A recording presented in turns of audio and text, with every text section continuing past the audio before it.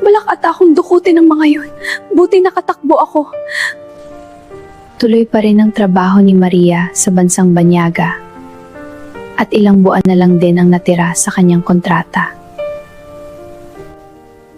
Halos wala pa rin siyang ipong pera dahil halos lahat pinapadala niya sa kanyang pamilya.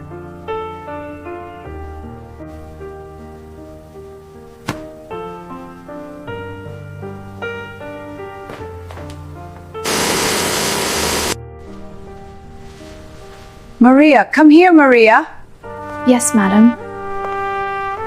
What is it, madam? Throw the garbage outside, Maria. Okay, madam.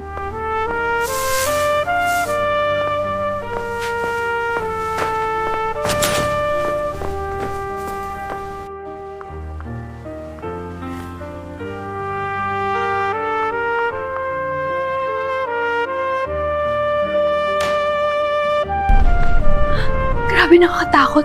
Bigla pa naman may huminto na kotse sa tabi mo habang nagtatapon ako ng basura sa labas. Balak ata akong dukutin ng mga yun.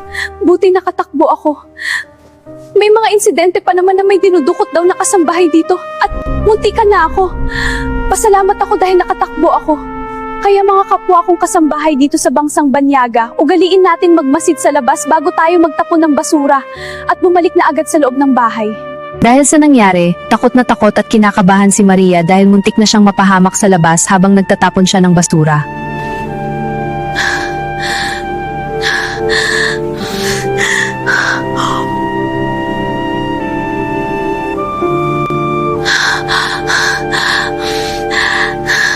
Hanggang ngayon kinakabahan at natatakot pa din ako sa nangyari kanina sa labas.